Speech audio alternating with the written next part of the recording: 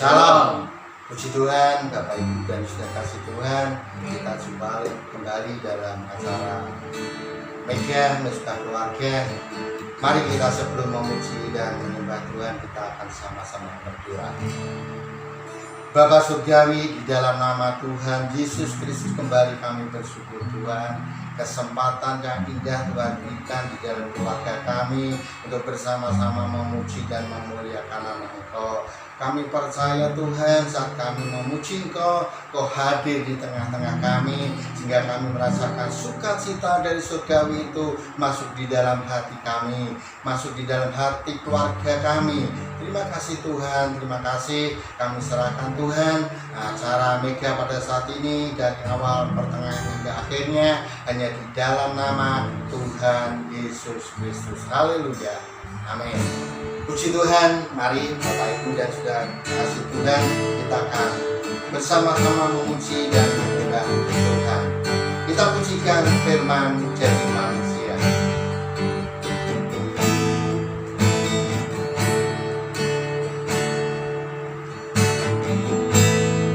Firman jadi manusia, yang di antara kita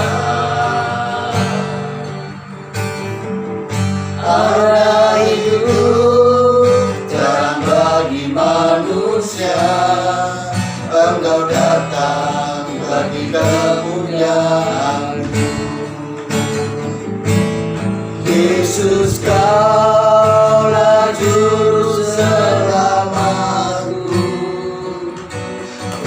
Akui Kau Tuhan bagiku, Kau terang bagi saat gelap, Kau hidup bagi setiap jalan. Firman jadi manusia, di antara kita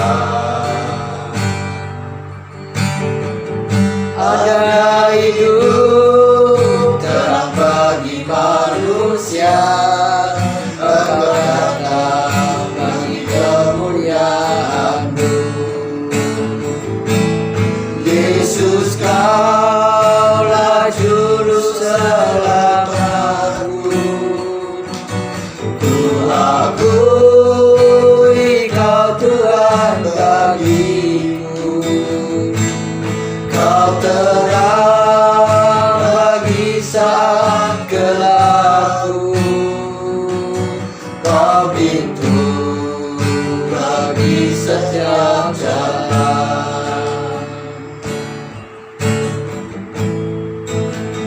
Jadi manusia,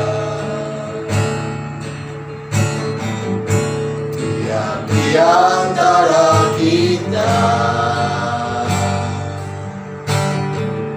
ada hidup terang bagi manusia. Engkau datang bagi kemuliaan-Mu, Yesus, Kaulah juru selamatku.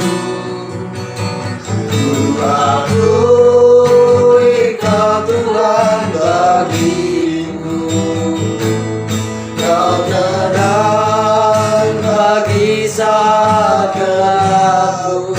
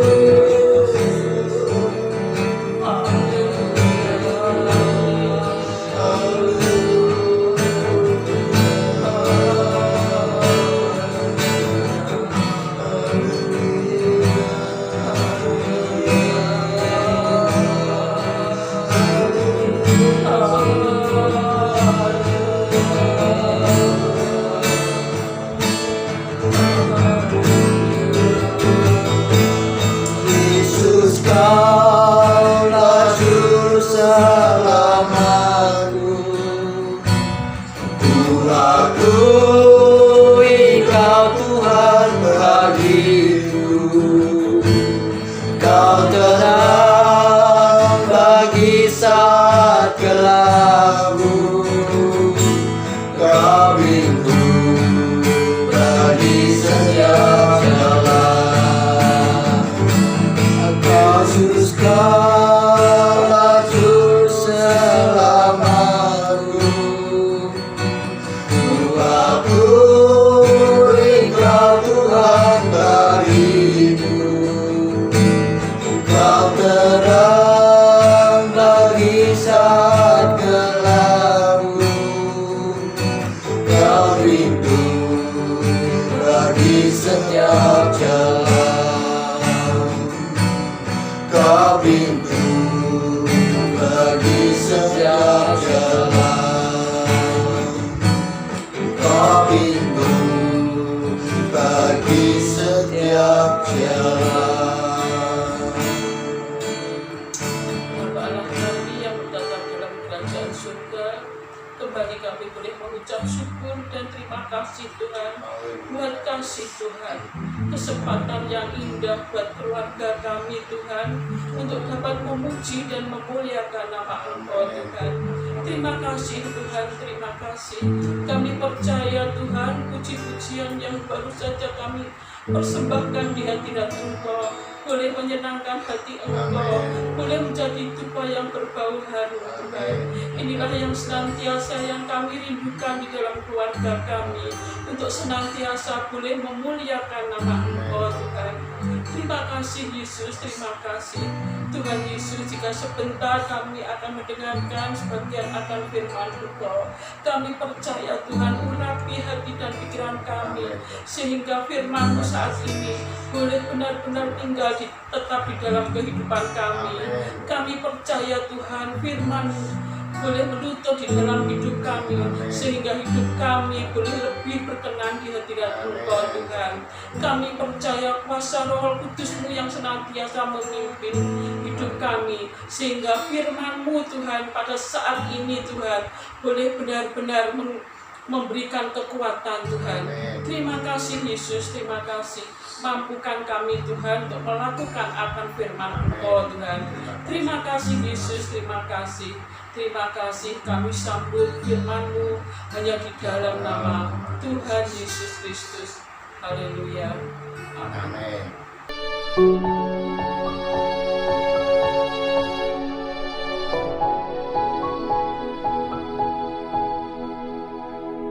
Shalom, selamat malam, selamat bertemu kembali dalam acara Misbah Keluarga. Kita bersyukur pada malam hari ini kita masih bisa belajar sedikit untuk firman Tuhan. Firman Tuhan pada malam hari ini saya ambil dari kitab Yeskiel pasal 36 ayat yang ke-26. Saya bacakan. Kamu akan kuberikan hati yang baru dan roh yang baru di dalam batinmu, dan aku akan menjauhkan dari tubuhmu hati yang keras, dan kuberikan kepadamu hati yang taat. Saudara kekasih dalam Tuhan, ini adalah janji Tuhan untuk bangsa Israel yang berada dalam pembuangan. Dan janji ini yang mendapat tugas untuk menyampaikan adalah Imam Yeskiel. Saudara, kita mengetahui bahwa orang di dalam pembuangan itu pasti hidupnya tidak nyaman. Tenaganya diperas, otaknya diperas, waktunya diperas, tapi bukan untuk pribadinya sendiri, tapi untuk orang lain. Itu enggak enaknya orang-orang dalam pembuangan.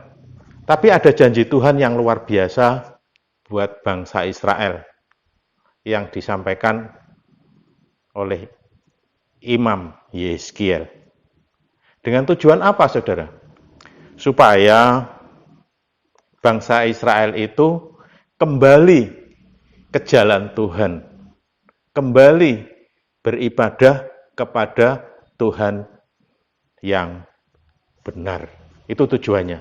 Coba mari kita melihat kembali ke belakang.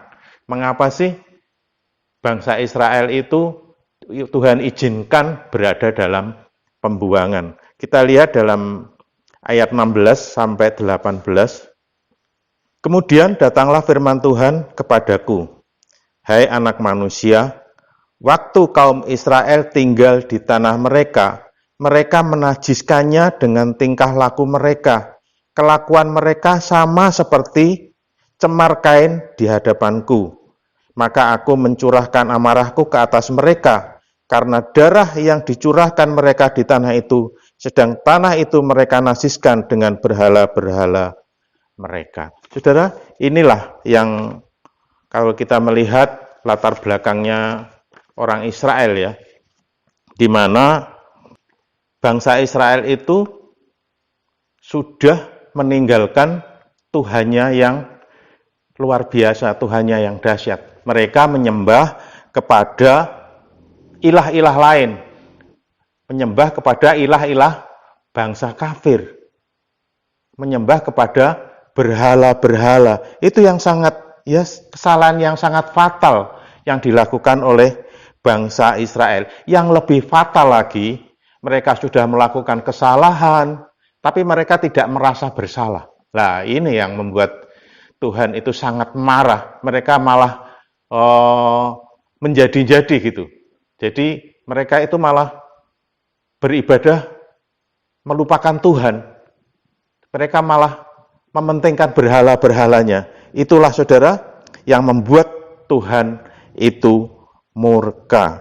Dalam ayat yang ke-19, aku menghamburkan mereka di antara bangsa-bangsa, sehingga mereka berserak-serak ke semua negeri. Aku menghakimi mereka selaras dengan tingkah lakunya. Itu yang membuat Tuhan murka, sehingga Tuhan izinkan bangsa Israel itu berada dalam pembuangan ke Babel.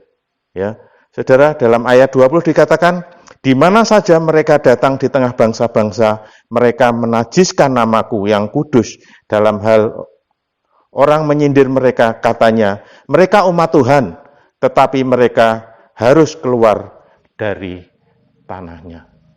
Saudara, di mana saja bangsa Israel berada, mereka sangat mendukakan hati Tuhan.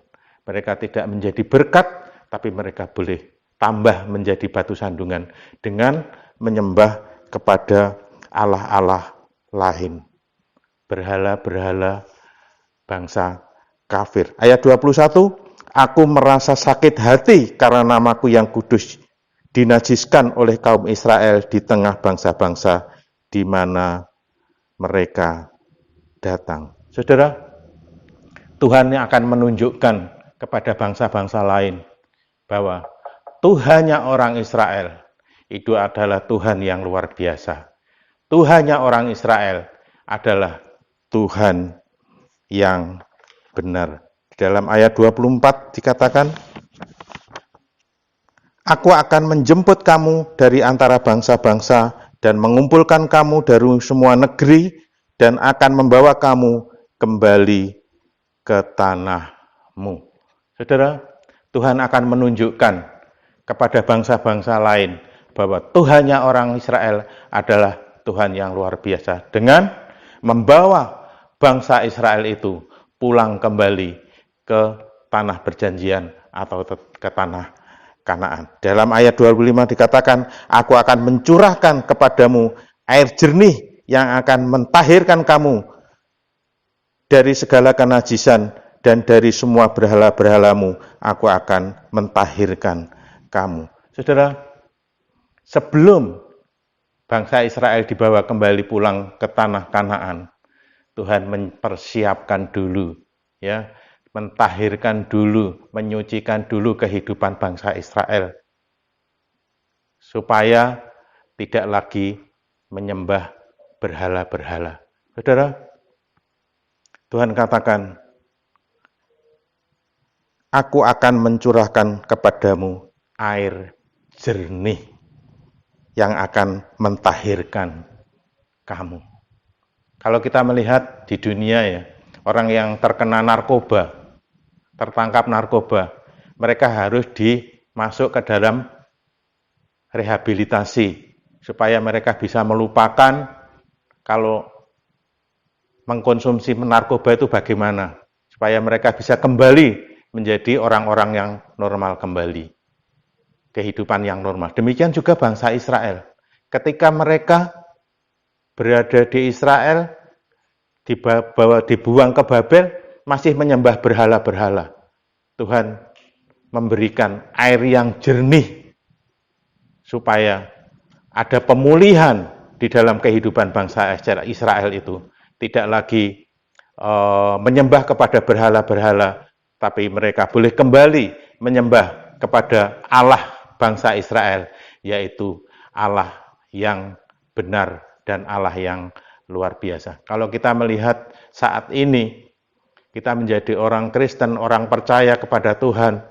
Kalau kita sebelumnya menjadi orang-orang yang di luar Tuhan, kalau kita menjadi orang percaya, akan mengalami baptisan air. Tujuannya apa, saudara? Supaya kehidupan kita yang lama, dosa-dosa kita yang lama, sudah dibuang semuanya, dan kita boleh menjadi suci dan benar di hadapan Tuhan. Ada baptisan, ya kalau kita melihat ada berapa macam, ada baptisan percik, ada baptisan selam, juga kadang-kadang kalau kita melihat ada yang pakai bendera, itu kan cuma tata cara gereja aja, tapi yang penting Tuhan sudah menguduskan kita dan sudah mempersiapkan kita untuk menjadi umat-Nya yang kudus. Ayat 26 dikatakan, kamu akan kuberikan hati yang baru dan roh yang baru di dalam batinmu, dan aku akan menjauhkan dari tubuhmu hati yang keras, dan kepadamu kuberikan hati yang taat. Saudara, Tuhan memberikan hati yang baru dan roh yang baru. Ya, kalau kita melihat segala sesuatu itu sumbernya dari hati. Ada pikiran jelek, sumbernya dari hati. Ada pikiran jahat, sumbernya dari hati. Ada keinginan menyembah berhala, sumbernya dari hati. Ada keinginan untuk mengasihi seseorang, berbuat baik, sumbernya dari hati. Dan hati ini adalah sentral. Oleh sebab itu Tuhan berikan hati yang baru buat bangsa Israel. Dan roh yang baru buat bangsa Israel. Hati yang apa, saudara? Hati yang taat. Kalau kita melihat sebelumnya, hati bangsa Israel bercabang kepada berhala-berhala. Bahkan sudah tidak taat lagi kepada Tuhannya yang benar. Tapi Tuhan akan memberikan kepada bangsa Israel hati yang taat, sehingga bangsa Israel boleh menjadi bangsa yang benar-benar menyenangkan hati Tuhan. Saudara, dalam ayat 27, Rohku akan kuberikan diam di dalam batinmu, dan aku akan membuat kamu hidup menurut segala ketetapanku, dan tetap berpegang pada peraturanku, dan melakukannya. Saudara, Roh Tuhan akan berdiam di dalam batin bangsa Israel. Saudara, ini yang menjadi kebanggaan ya. Kalau Roh Tuhan diam di dalam hati dan batin bangsa Israel, kita tahu Tuhan yang berkuasa di dalam kehidupan bangsa Israel. Sehingga, saudara, kita boleh menjadi kuat, kita bisa mampu untuk melakukan, untuk taat kepada perintah-perintah Tuhan. Saudara, sangat luar biasa kasih Tuhan itu kepada bangsa Israel, ya. Walaupun kita tahu bangsa Israel itu adalah bangsa yang selalu menyakitkan hati Tuhan, tapi Tuhan sangat mengasihi bangsa Israel. Walaupun sudah berada di Babel, sudah di dalam pembuangan, Tuhan sangat mengasihi. Tuhan ingin tunjukkan kepada bangsa-bangsa lain bahwa Tuhan sanggup membawa kembali bangsa Israel untuk balik atau kepulang ke tanah perjanjian. Itulah Tuhannya bangsa Israel yang tidak pernah meninggalkan bangsa umat pilihannya. Seperti Tuhan juga tidak pernah meninggalkan kita sebagai anak-anak Tuhan, umat-umat pilihan Tuhan di akhir zaman ini. Mari kita belajar pada petang hari ini dari firman Tuhan, supaya kita yang sudah diberikan hati yang taat, mari kita taat kepada Tuhan, taat akan perintah-perintah Tuhan. Saudara, kalau kita melihat ayat-ayat selanjutnya di dalam ayat ke-29, ya, sampai ayat 36, kita nggak usah baca semuanya. Aku akan melepaskan kamu dari segala dosa kenajisanmu, dan aku akan menumbuhkan gandum serta memperbanyak, dan aku tidak lagi mendatangkan kelaparan atasmu.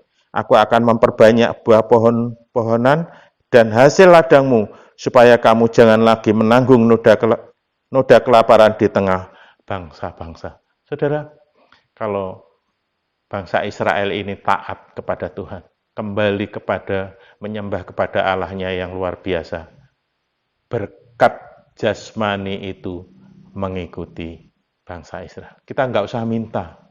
Tuhan sudah menyiapkan semuanya, menyediakan. Tuhan tidak pernah membiarkan anaknya itu meminta-minta, tapi Tuhan mempersiapkan semuanya, ya, berkat jasmani menyertai pertanian, peternakan, niaga, ya, yang bekerja di kantor, di pemerintahan, yang bekerja di jasa, pendidik, guru, dan lain sebagainya. Tuhan berikan berkat yang luar biasa. Mari saudara, kita sebagai anak-anak Tuhan, ya, Tuhan inginkan, kita langsung baca ke ayat 38. Seperti domba-domba persembahan kudus dan seumpama domba-domba Yerusalem pada waktu-waktu perayaannya, begitulah kota-kota yang sudah runtuh penuh dengan lautan manusia. Dengan begitu mereka akan mengetahui bahwa akulah Tuhan. Tuhan inginkan, ya, kepada bangsa Israel yang nanti kembali dari pembuangan, mereka akan melihat Yerusalem yang ketika ditinggalkan ke tanah pembuangan, itu keadaannya sepi, tanahnya tandus, dan lain sebagainya. Tapi ketika bangsa Israel itu taat kepada Tuhan, Tuhan akan pulihkan Yerusalem seperti zamannya Daud dan Salomo. Ada ibadah yang luar biasa, ada korban-korban yang luar biasa. Ya, mari kita belajar pada sore hari ini menjadi anak-anak Tuhan yang taat, ya, taat kepada Tuhan, taat kepada pemerintah. Saudara, menjadi orang taat itu nyaman.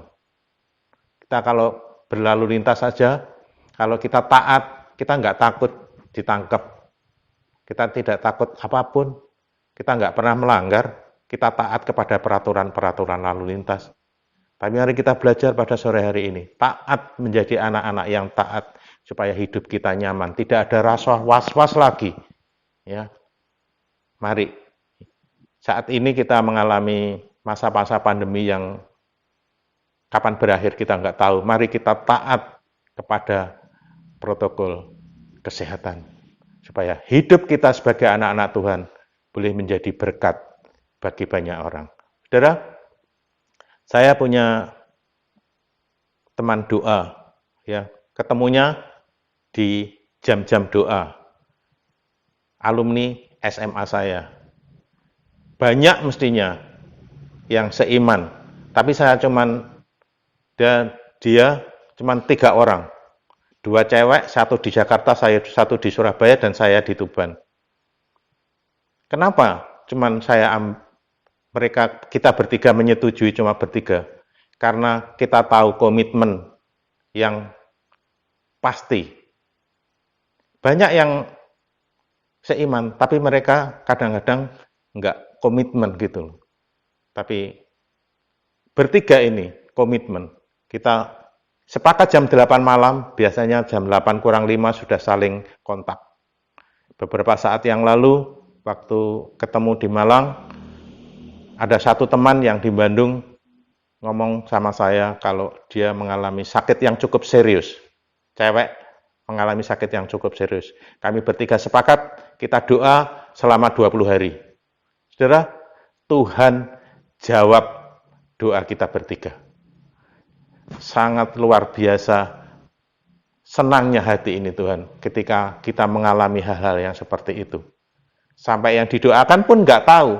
Akhirnya tahu, saudara.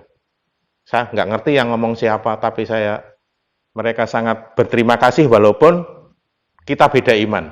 Tapi mereka sangat merasakan bahwa campur tangan Tuhan sangat luar biasa. Mari kita belajar untuk menjadi anak-anak Tuhan yang taat, sehingga hidup kita menjadi berkat bagi banyak orang.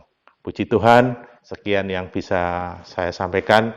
Semoga firman Tuhan yang pendek ini bisa menjadi berkat buat kita semuanya. Mari kita berdoa. Syukur dan terima kasih kami naikkan kehadirat Bapa di surga yang kami sembah di dalam nama Tuhan Yesus. Pada malam hari ini Tuhan, kami bersyukur firman-Mu selalu mengingatkan buat kami anak-anak-Mu bahwa kami yang ada di akhir zaman ini boleh menjadi anak-anak Tuhan yang taat, yang Tuhan siapkan untuk menjadi penuai-penuai di akhir zaman ini Tuhan. Secara manusia kami tidak mampu Tuhan, tapi kami percaya Tuhan tidak pernah meninggalkan kami. Tuhan selalu menyertai kami dan Tuhan selalu mensupport kami sehingga kami boleh menjadi anak-anak Tuhan yang kuat dan kami boleh menjadi berkat bagi banyak orang. Terlebih orang-orang yang masih belum percaya kepada Tuhan. Terima kasih Tuhan, terima kasih buat firman-Mu pada malam hari ini. Kiranya firman-Mu boleh memberkati kami semuanya, anak-anak-Mu. Terima kasih. Segala puji hormat syukur kami naikkan hanya di dalam nama Tuhan Yesus. Haleluya. Amin.